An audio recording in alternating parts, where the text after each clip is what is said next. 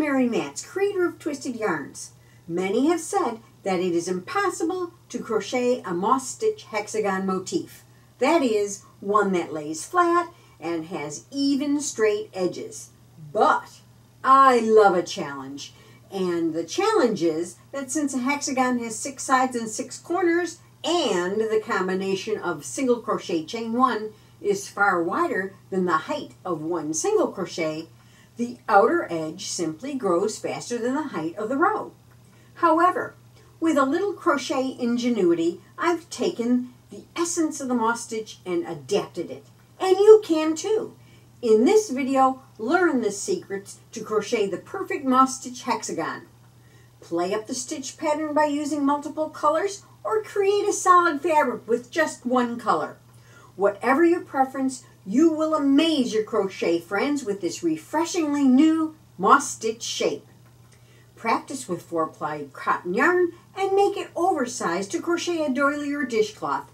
Either way, it's a practical and easy to make hostess gift. So raid your scrap basket and let's start. Form a slip knot. Now you want to leave yourself a little bit of yarn, maybe 4 inches of yarn, and chain 4. 1, 2, 3, 4. Insert your hook in the very first chain. Bring these 2 ends together, and with a double strand you're going to just slip stitch into that first chain. Then we're going to drop off this end, and we'll use that a different way this time in just a minute. We're going to chain 2 to represent a half double crochet.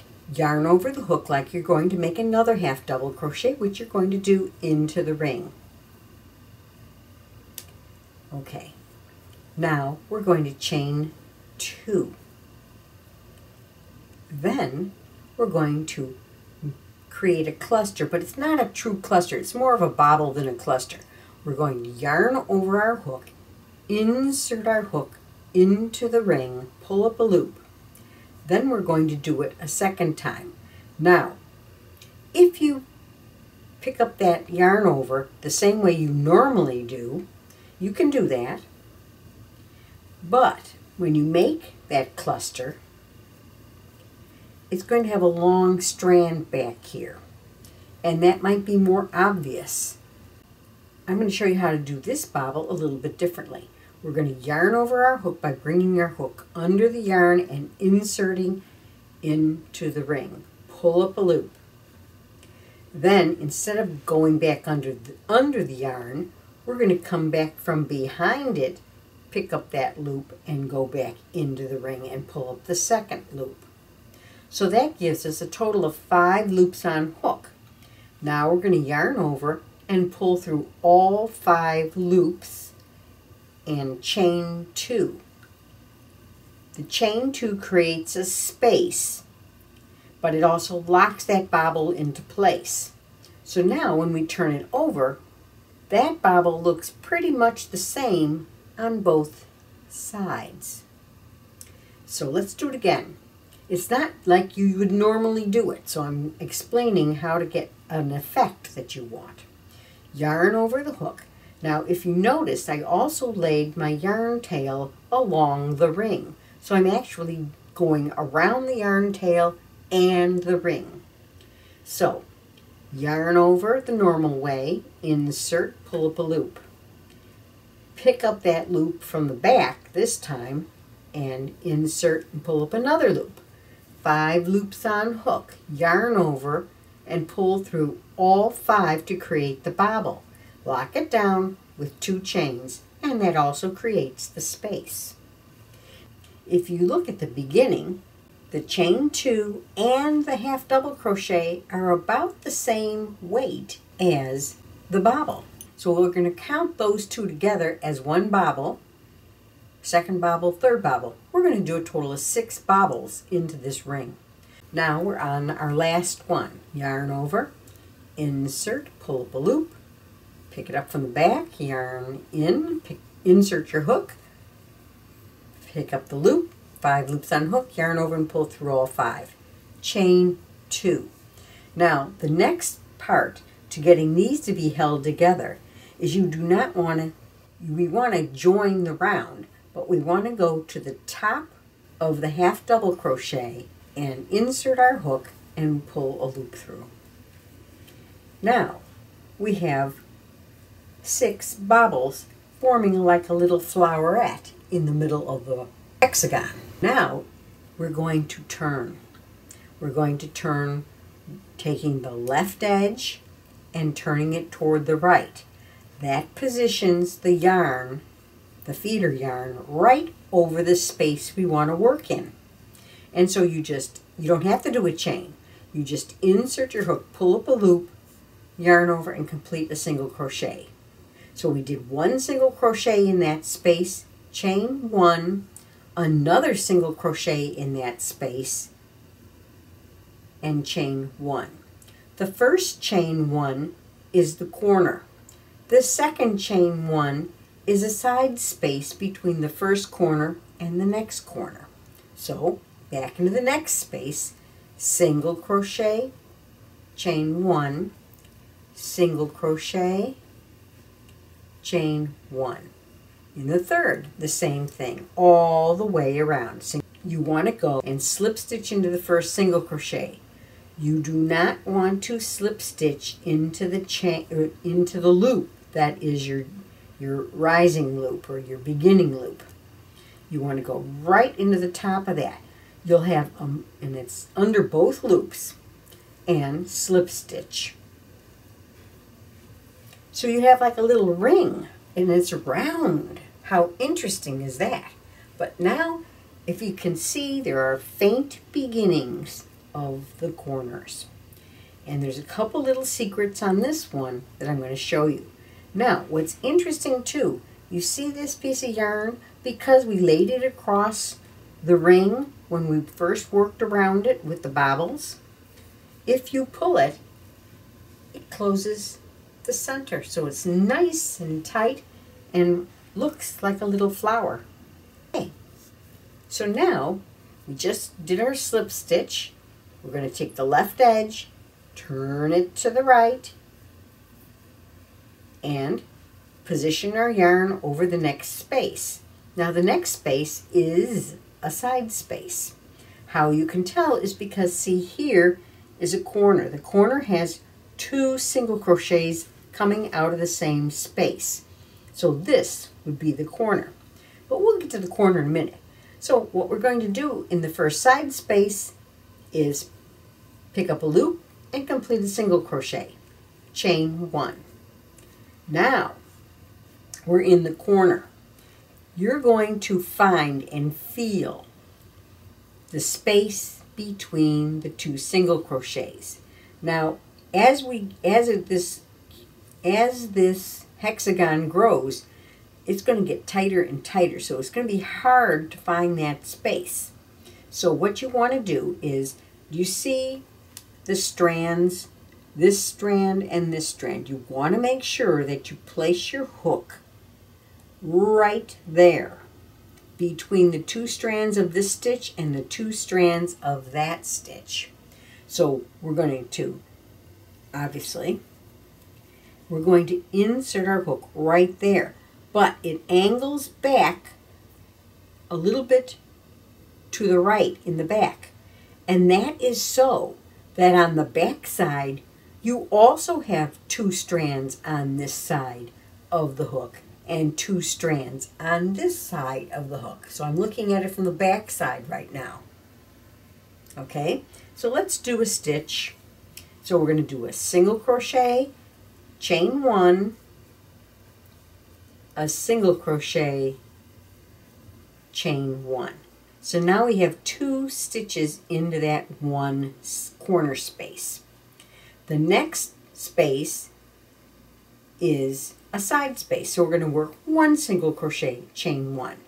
So the difference is, when you're working on the hexagon, you're only going to put chain 1s between your single crochets, even in the corners. Find that space. Now, if I did this, you would have 3 legs of the stitches on this side of the corner and 1 on this side, and on this side it would be 2 and 2. That would look awful. If you put your hook through here and catch and don't angle it back, you're going to get 1 here and 3 here. You have to make sure that you insert your hook properly, and once you figure that out, your corners will be beautiful. So there's the first single crochet, chain 1, here's the second single crochet and chain 1. And we're going to work around this round just like that. When you get to the end of the round, on the 3rd round, you have to be very careful because you have these 2 stitches here that are sort of close together and they get kind of muddled with this join. So 1, 2, insert your hook right there, single crochet, chain 1. But because it's a corner, we have to complete it with another single crochet, chain 1, and then slip stitch to the top of the first single crochet, not the loop that starts the row. Now let's look at what we have. This is round 3 or row 3. On each side, if you count the stitches that belong to this side, you have 1 corner space, 2 is the center one, and 3. 3rd round, 3rd row, 3 stitches along each side. You add 1 single crochet on each side for each round, but don't forget to take this edge and turn it and then start right in that first space. Single crochet, chain 1. Now we're back in the corner, so we're going to dig around and find that chain 1 space, single crochet, chain 1, single crochet, chain 1. The next one, single crochet in the side space, single crochet in the side space. You can kind of tell right off the bat where the corners are. It's very obvious after round 3. We should have, there's a corner, there's 1 here, there should be 1 more, so I know to place a stitch in the side space, and then slip stitch into the top of the first single crochet to join. Well, 5 is exactly the same as round 4, except you're going to have 1 extra single crochet on each of the sides. So I'll meet you when we finish this round because I have a surprise for you for round 6. When row 5 is done, you end it by slip stitching into the top of the single crochet, which is great. But we're going to transition to doing half double crochets on the next round, and I'll tell you the reason for that in a minute. But that means we have to position our yarn right over the center of this space, otherwise it'll look cockeyed. So you're going to insert your hook, pull up a loop, and do a slip stitch. You're going to chain 3 and turn. That turning chain will represent a half double crochet and 1 chain. So in the next space we're going to yarn over and work a half double crochet and a chain 1. Yarn over, insert in the next space, pull up a loop, pull through all 3 for a half double crochet, chain 1. In the corner space, find that corner space, the same rules apply. Pull up a loop, work a half double crochet, chain 1, and then a second half double crochet, chain 1. So you're doing the same thing that you did on the other rounds, but you're using half double crochets.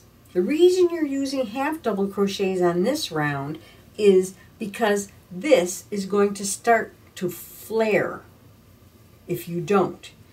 We need a slightly taller stitch to keep this hexagon, this shape, flat. We made the first row a little bit taller by doing bobbles, and we're making the 6th row a little bit taller by substituting half double crochets instead of single crochets. Because the chain 2 represents the first half double crochet, you're going to slip stitch right into the second chain of the turning chain.